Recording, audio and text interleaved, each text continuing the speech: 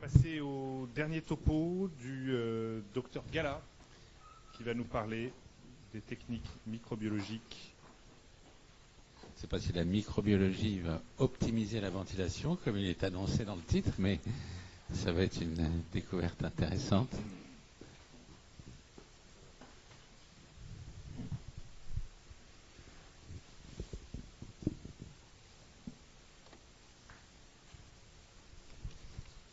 Bonjour à vous tous et merci à Armand et à toute l'équipe Java de nous avoir invités, Laurent et moi, pour vous présenter un peu de la vision bactériaux dans la gestion de PAVM, pneumopathie acquise sous ventilation mécanique, et l'intérêt des nouveaux tests rapides en microbiologie. Donc, selon l'avis d'experts, là, pour les prélèvements, et pour le diagnostic, vous connaissez certainement mieux que moi, lorsqu'il est posé et suspecté pour une PAVM, mais on suit un peu l'avis d'experts en arrivant jusqu'au prélèvement. Donc c'est juste au moment, avant de donner l'antibiothérapie, on fait un prélèvement. Donc ce prélèvement va être acheminé au laboratoire, et il y aura après une adaptation thérapeutique en fonction des résultats, que ce soit de culture généralement ou d'antibiorésistance ou voire de CMI. Et plus on agit vite à ce niveau-là, plus on diminue un peu la surmortalité et la surmorbidité en réanimation. Donc il faut avoir un résultat aussi rapide que possible pour adapter la thérapeutique antibiotique. Selon SINA, en 2018, elle a défini bien les critères pour un test idéal en microbiologie qui permet une détection rapide, moins de 3 heures, qu'on reste vraiment dans la zone de couverture rapide pour une meilleure antibiothérapie, et que est défini par un panel étendu de micro-organismes qui est identifié.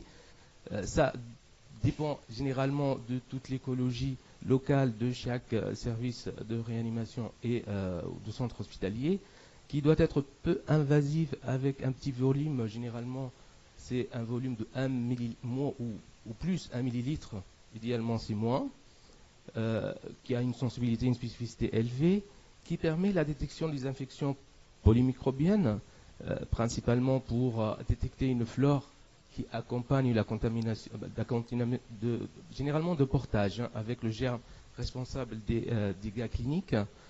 Il permet aussi la détection des principales résistances.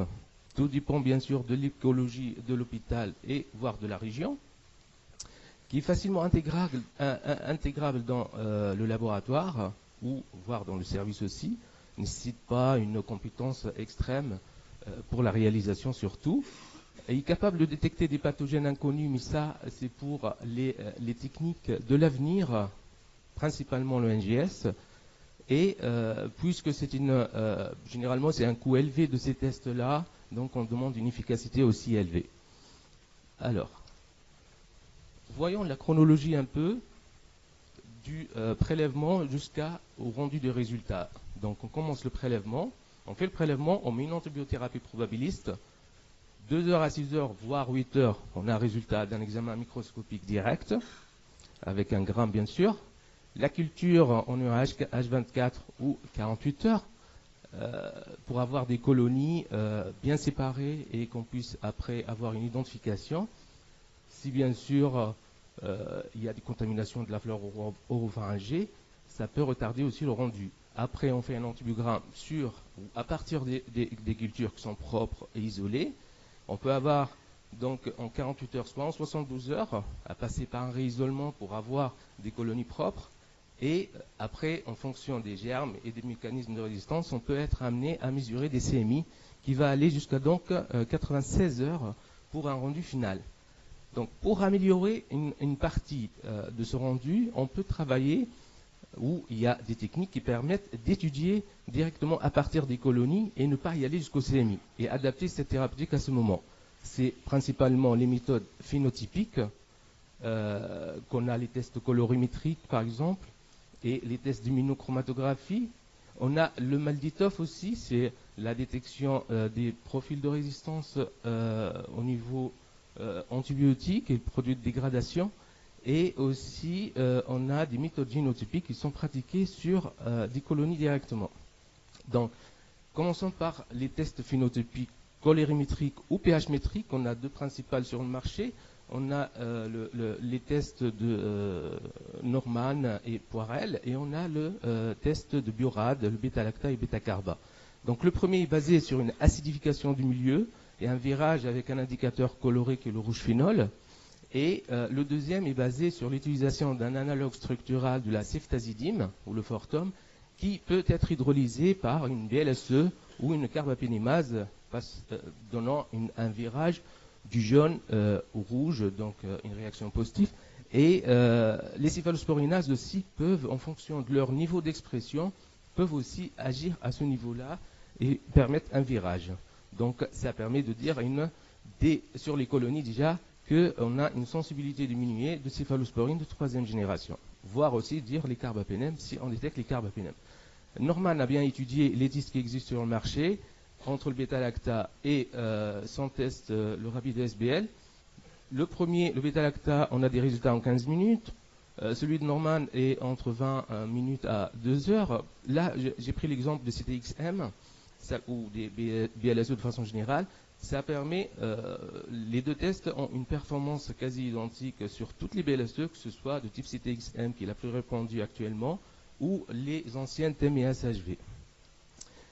Si on utilise donc à partir des colonies, on peut faire un test comme bêta-lactase qu'on utilise nous dans nos structures au niveau des laboratoires de l'Est parisien. Donc le test bêta-lacta permet la détection de la diminution de la sensibilité des céphalosporines de 3e génération, qui sont parmi les premières lignes pour le traitement d'une infection au cours d'une PAVM par exemple, ou des pneumonies associées aux soins. Il détecte bien les BLSE à 100% de sensibilité. Par contre, au niveau des céphalosporinases, tout dépend du niveau d'expression de cette enzyme, de la quantité de protéines dans le milieu. On voit bien avec le groupe 3, des enterobactéries, on peut avoir une sensibilité allant jusqu'à 80%, mais la spécificité reste élevée. Donc, ce test-là, on l'a utilisé l'année dernière avec une étude de Riyad Tenant. Pour l'adaptation thérapeutique, ou juste à 24 heures après le prélèvement, par rapport à un bras conventionnel où l'adaptation, la stratégie d'adaptation est réalisée avec les résultats du rendu final des CMI ou de l'antibioa. Donc on a bien constaté qu'on gagne beaucoup dans le temps pour l'adaptation thérapeutique et l'utilisation de la molécule adaptée dans ce traitement qui reste significatif. Donc deuxième volet, c'est d'étudier ou d'utiliser le MALDI-TOF ou la spectrométrie de masse pour voir l'hydrolyse de l'antibiotique. C'est-à-dire on met la bactérie en présence de l'antibiotique et on regarde ce qui se passe au bout de 30 minutes au niveau du spectre. Donc j'ai pris l'exemple par exemple de l'imipénème. On voit que la molécule reste à la fin, elle est stable en présence d'une céphalosporinase hyperproduite ou d'une bêta-lactamase à spectre élargi. Par contre, on trouvera des produits d'hydrolyse en présence d'une carbapénémase. Là, j'ai pris l'exemple des OXA48, les KPC, les NDM.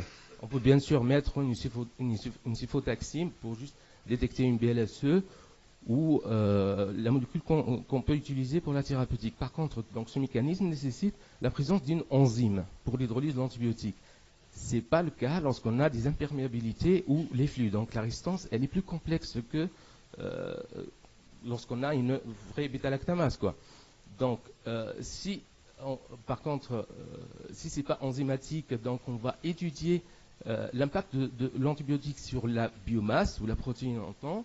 Et dans ce cas, on a besoin d'une incubation allant jusqu'à 24 heures. Et ça nécessite la comparaison des spectres et surtout des aires sous la courbe au niveau des pics protéiques pour essayer de déterminer un ratio growth, c'est-à-dire l'air sur la courbe en présence de l'antibiotique, en absence de l'antibiotique, pour déterminer la sensibilité et la résistance. Mais là, on ne gagne pas vraiment dans le temps parce que Donc 24 heures après sur les colonies, on va avoir un antibiogramme avec une résistance classique à mesurer.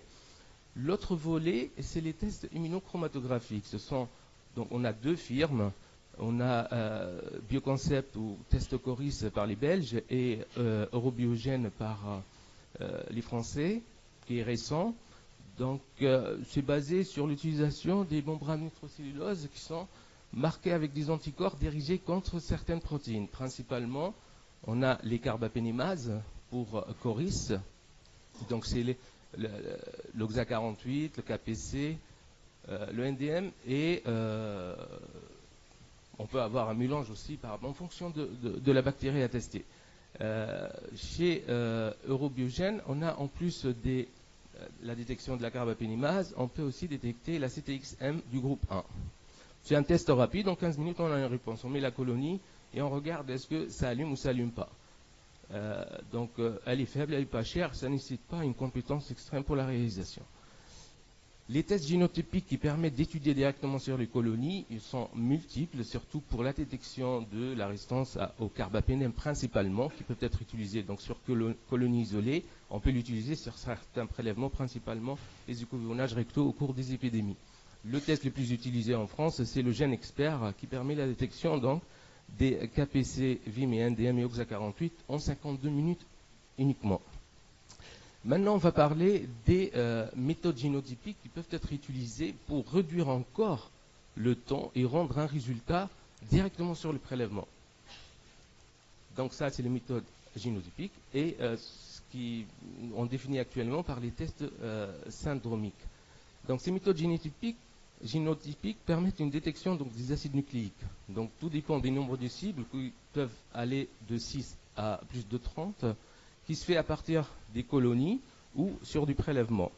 L'interprétation clinique reste un peu délicate certainement parce que ça détecte l'ADN. Donc est-ce que c'est des bactéries viables ou non? Est-ce que c'est des contaminants ou du portage? Le délai est un peu plus ou moins lent, le coût surtout qui est très cher et nous trouve ce qu'on cherche, c'est-à-dire chaque détection est fixée par des cibles bien définies. Donc généralement, idéalement, il faut avoir des cassettes dédiées par chaque centre ou chaque région, voire chaque pays, parce que l'épidémiologie diffère. Ça existe aussi d'autres tests ou méthodes phénotypiques qui peuvent être utilisées directement sur le prélèvement. Donc, les 2 approches syndromiques qui sont actuellement sur le marché en cours d'expérimentation essentiellement, on a de la maison allemande Univero, les tests Curitis HPN, sont utilisés pour tous ces prélèvements respiratoires. Ces tests donc Curitis, ils ont eu le marquage CE-VD européen et des Américains, le FDA.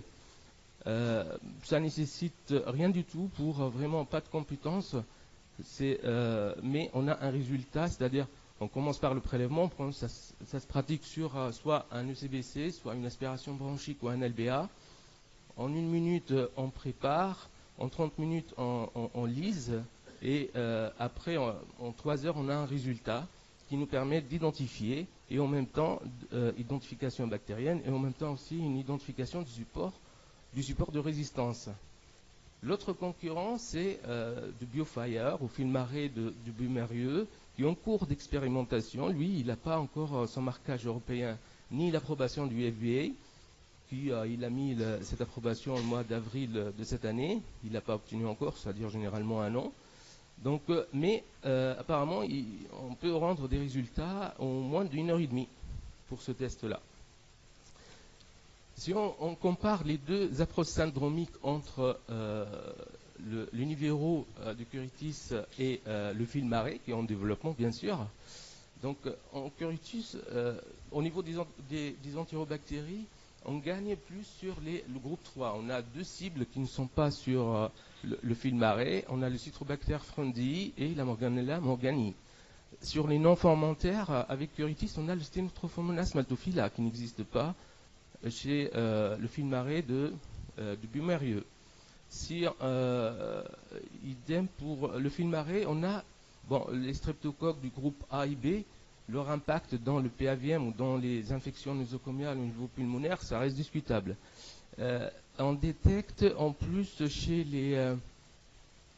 Filmare, on détecte les virus en plus, parce que Curitis, il n'y a que un peu de bactéries, le pneumocystis et les atypiques aussi, qu'on peut les détecter chez les deux. Au niveau des cibles, pour Univero, on a à peu près quelque chose comme 38 cibles à détecter par rapport à 34 cibles chez BioFire, en incluant les virus.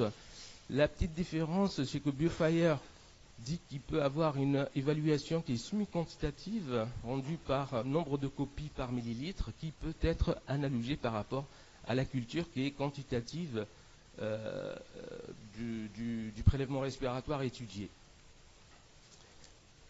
Si on prend l'étiologie et la prévalence des principales germes selon le réseau de Réa-Raisin, on sait très bien qu'au niveau des cocciagrammes positifs, on a le Staph aureus qui est qui sort le premier. Chez les entérobactéries, on a l'Escherichia coli, on a la Klebsiella pneumoniae, mais aussi on a les entérobactéries du groupe 3 qui sont bien présentes. Et pour les non-fermentaires, on a principalement le Pio, suivi aussi du Stenotrophomonas maltophilia. Mais si on regarde par rapport aux cibles détectées, que ce soit de Univero ou de Filmare, on se trouve qu'avec Univero, on couvre 82,5% à peu près, plus les agents de pneumopathie atypique, et le Filmare 73, plus les mêmes agents, les mycoplasmes et les légionelles, plus les virus.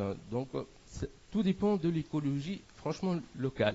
Pour la détection des spores de résistance, donc chez Curitis moins de 4 heures, on peut avoir plus de détection de résistance concernant principalement les macrolides et les coques et les pénicillinases de type TEM et SHV chez les entérobactéries et l'hémophile influenzae, mais ça ne détecte pas à un niveau élevé, hein, c'est juste bas niveau, c'est-à-dire les TEM surexprimés ou les SHV qui donnent des BLSE et que tous ces 3G ne sont pas détectés.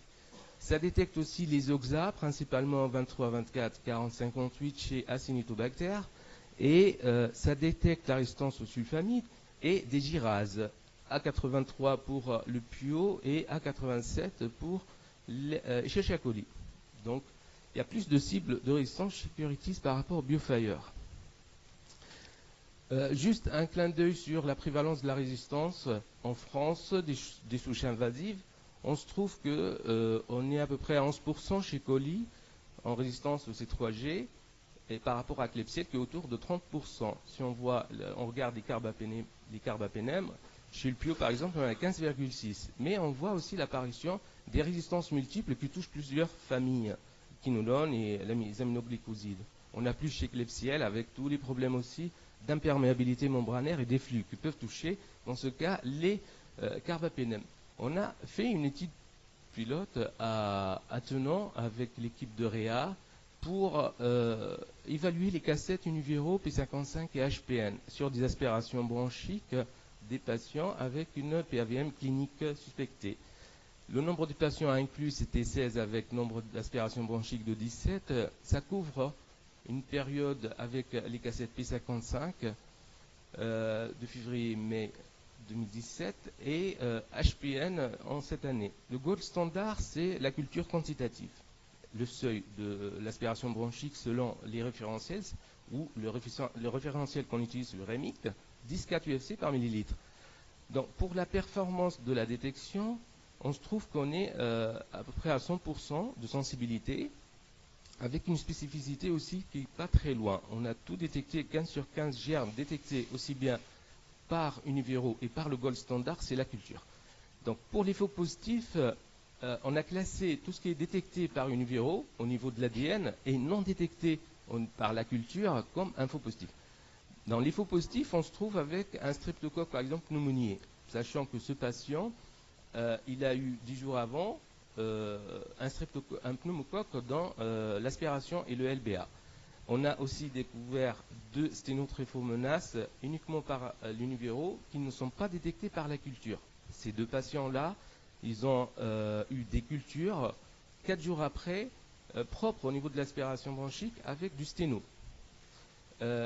pour la Moraxella cataralis qu'on a détecté, ce prélèvement était vraiment très contaminé par une fluoropharyngée. Bon, ça explique peut-être que ça n'a pas été détecté ou ça n'a pas été vu.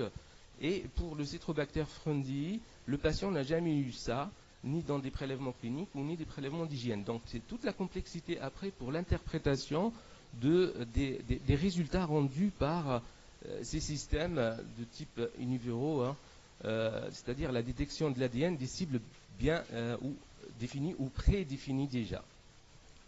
Est-ce que c'est des viables? Est-ce que c'est histoire de seuil? Est-ce que c'est-à-dire lorsque je dis viable, c'est à cause de la charge thérapeutique qu'il a pris au niveau antibiotique et la bactérie, elle est inviable ou elle est quiescente dans ce cas?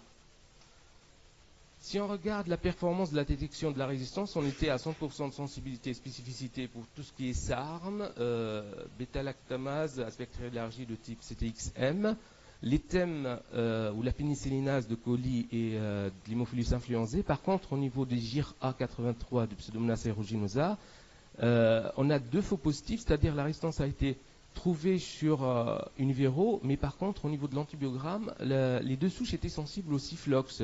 Donc ça aussi, c'est confirmé bien sûr sur d'autres prélèvements, mais sachant que la GIR-A83, c'est variable au niveau de la résistance à donner au niveau du Ciflox et ça nécessite plutôt du parsé pour avoir un haut niveau. Tout dépend du niveau d'expression de cette enzyme. Dernièrement, c'est les méthodes phénotypiques précoces qu'on a mis au point.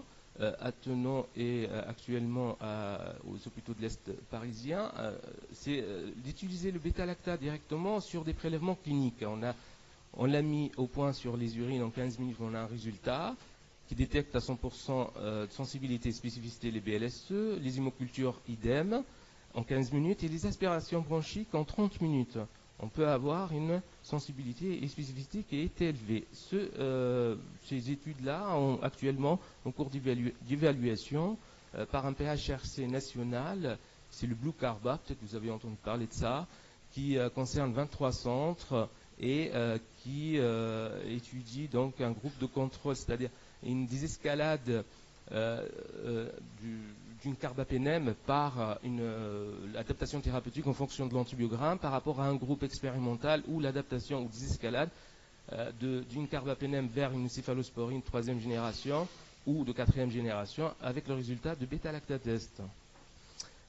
Alors l'avenir entre les tests génétiques et les tests phénotypiques précoces sur le prélèvement qui permettent d'avoir un résultat rapide le jour même du prélèvement et d'adapter plus rapidement la thérapeutique. L'avenir, c'est le séquençage à haut débit, qu'on appelle le NGS. Et là, j'ai pris l'exemple du système Mignon, qui est un séquenceur ADN ARN en temps réel, qui est portable avec juste un port USB qui n'est pas cher. Ça permet de rendre un résultat rapide en quelques heures, tout en se basant, en se référant sur une base. Donc, ce n'est pas des cibles préfixées, mais c'est une base génomique qui permet de détecter plus au niveau de l'identification et détecter dans ce cas les nouvelles résistances ou les résistances émergentes qu'on ne voit pas avec les cibles prédéfinies. Pour conclure, on peut dire que malheureusement il y a l'augmentation toujours de la prévalence des infections ABGN multirésistantes, que le risque de traitement inapproprié peut être associé à une surmortalité et ou surmorbidité, que les facteurs de risque d'infection ABGN multirésistant peu discriminants et qu'actuellement, qu'il est bien d'avoir des tests syndromiques qui sont en évaluation, que les tests rapides applicables sur prélèvement sont utilisables actuellement. Des escalades, on peut avoir ou escalades de façon précoce et rapide et bien sûr, il y a l'essor des méthodes prometteuses au niveau de la PCR digitale et NGS qui va venir de plus en plus. Il y a plusieurs films qui sont intéressés actuellement à étudier ces systèmes-là. Voilà, je vous remercie pour votre attention.